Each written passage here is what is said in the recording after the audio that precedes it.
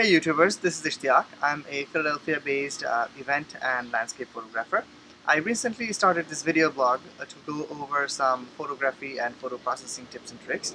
And in the first two episodes, we looked at some travel photos. We looked at how we can take regular everyday travel photos and boost them and improve them to bring out the beauty in those photos. And along those lines, we're going to look at another travel photo today.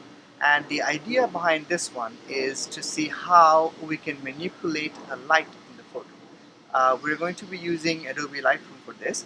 And what we are going to try to do is to move away from global changes and apply some local changes. And the idea is that you, as the person processing the photo, is the one in control, and you can define where in your picture you want some light and you want some darkness, and by just making those simple adjustments, just modifying the light, we'll see how we can improve the photo.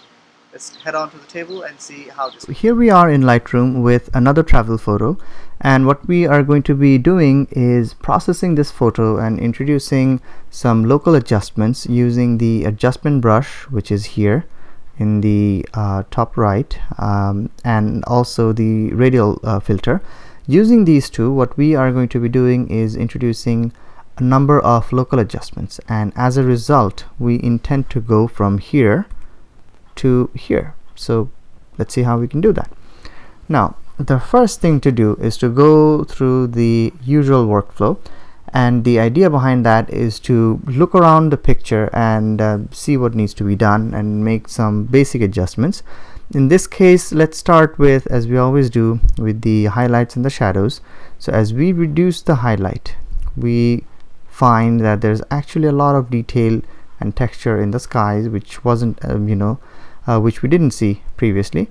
And also as we open up the shadows, we see that there's actually some detail here that we can work with, but not too much. But we have learned to fix that, and part of that is going through the white point and black point adjustments. So we're doing that. Alright, so that's so far just the basic adjustments that we did, and we noticed that it did take away some contrast, and also the image could be a little brighter. So let's increase the brightness just a bit. Let's increase the contrast just a little bit as well, and also we can go to the tone curve and supply just medium contrast, because we want it to be a little contrasty but not too much.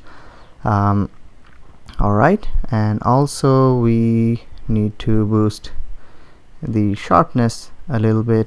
And of course, always, especially when you have skies and water, it's a very good idea to mask, and also when you have face, actually it's a good idea to mask. And for this, I'm pressing down the Alt or Option key and moving the slider, and what you see here are that the areas that are edges are being sharpened, but I'm going back there again.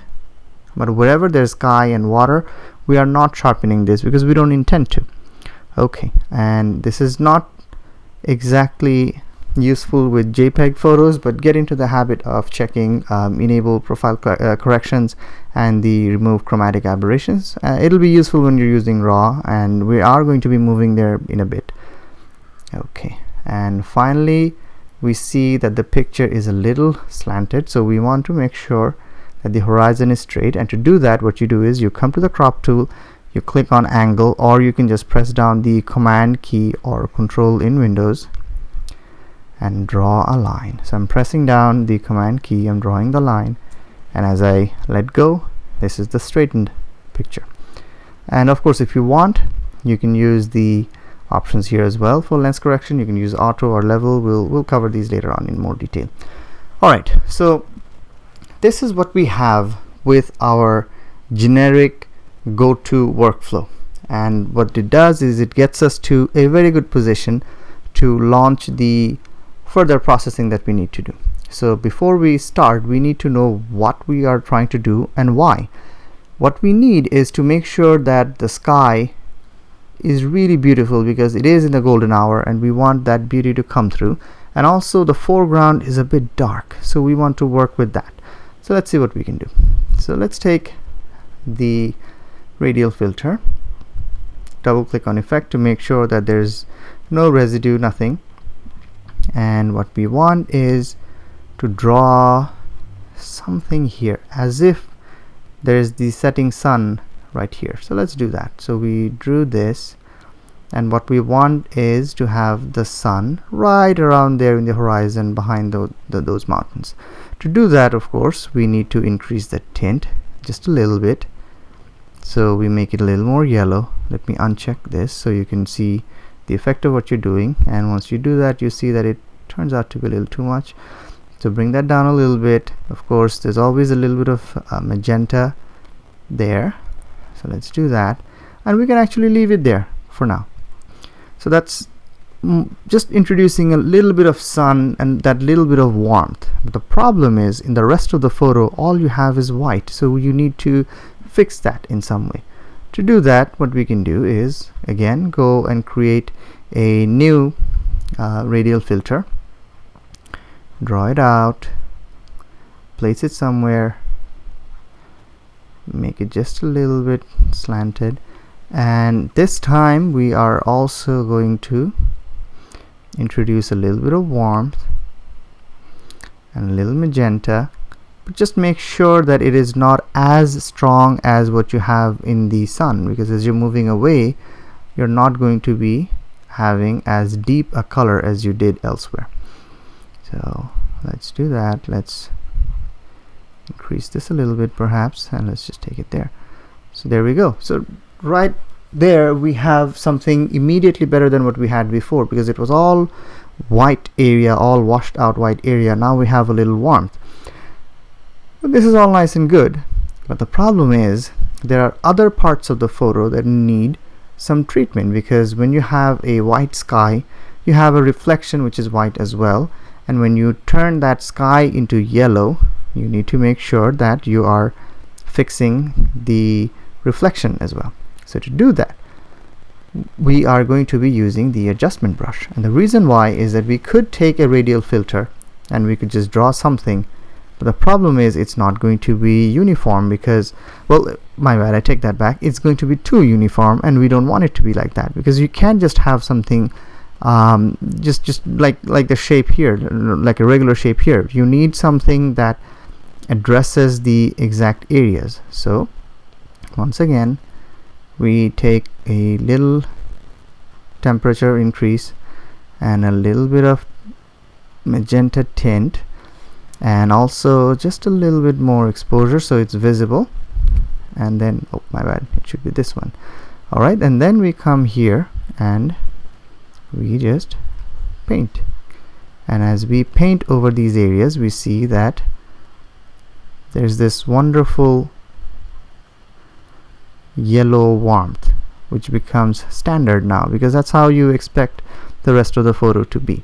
So okay, let me just use my brush, and let's enable the selected mask overlay so you can see right here which are the areas that we painted yellow to sort of match the color of the sky that we have, the warm sky. Before going too far, let's hit backslash to look at the before, and here's the after. So immediately this photo looks a lot better than where we started. We still have a few more things to do, not too many, but very important things to do. Now what we want, and this is a global adjustment that we didn't use before, what we want is to make sure that we are looking at the boats here. That's the foreground, that's the area of interest, and your eyes should immediately go here and not to the skies or any other places. So let's go back to the radial filter. This time we don't need that much of a temperature, but we do want a little bit of exposure increase, and let's create that filter around that central area here. And I like to just angle this a little bit so that it's as if it's coming from an angle and not something that you superimposed. But let's come here and increase the exposure just a little bit, and immediately you see your eyes are drawn towards this boat here. And yeah, let's leave it there. Let's not go too far right now. So that's where we are. Again, let's hit backspace to not backspace, backslash to see the before and the after. Now let's make one global adjustment, and that is, instead of pushing the clarity to the right, which a lot of people do, let's push the clarity to the left. So we want the picture to become soft, and this helps. This is good, this is useful, because we are looking at a very soft scenery, something at a very pleasing hour, and we don't want something that just hits the eyes. So let's do that. And once we have done that, we go and create another adjustment brush. Let's reset it completely, and let's just push the clarity. So what we are trying to do is just draw people's eyes to the one place. So everything else in the photo is soft except for the foreground, so that when you look at the picture, it looks very, very sharp and it catches the eye. So let's open this. Alright, so we covered, so you see here which are the areas we covered. So we covered the more important areas. So wherever there's a boat or a foreground element, we want that to have high clarity and we want that to be sharp. Rest of the photo, we do not want it to be very sharp. We want it to be washed out so that it stands out, the foreground stands out. And again, let's hit backslash to see the before and the after, and we are almost done.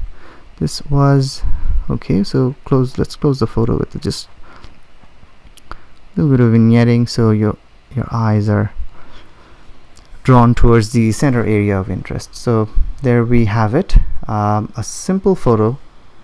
This is where we started, this is where we ended, and the reason why we could do this, let me actually increase the exposure just a little bit of the boat here, because that is our focal point, and a little bit here. So yes, so this is what we have.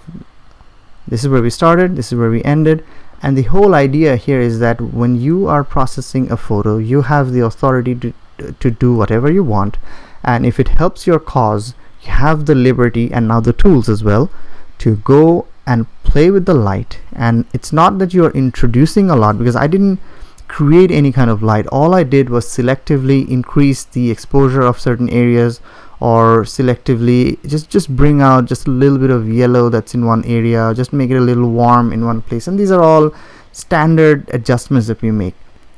The difference being, instead of applying it globally, we are applying these locally. Because let me show you a quick example of what would happen if I applied a global tint. This is what it would be. Well, it's not that it's a bad one. You may like it or you may not like it. This also you may like or may not like, but these are more monochromatic ones, and it may not be what you want at all times. So instead, what we have is a little bit of selective adjustment, so that we have a picture where we can play with it and where we can direct the eyes of the viewers to a certain area we like. I hope you found this to be useful. This workflow of simply going through some of the basic changes, adjusting the lens profiles, adding a little bit of sharpness, reducing some noise, and also introducing a little bit of vignetting, and then going ahead and using the adjustment brush or the radial filter or the graduated filter. This comprises of pretty much 95% of what you are going to be using in Lightroom. So I recommend that you just take a photo of your own and play around with these. The idea here is, let's look at this photo. It may be something like this. It may not be a balanced photo when you start with it, but have faith in it, because you've been to a wonderful place, you have looked at a scenery which appealed to you, and you've taken a picture. So you have definitely brought back with you a lot of good information. So what matters now is just spending 5, 10 or 15 minutes to bring out that beauty in your photo. I hope you like it. If you like my channel, if you like these tutorials, please feel free to like and share and subscribe for future episodes. I hope you have a wonderful time. Thank you.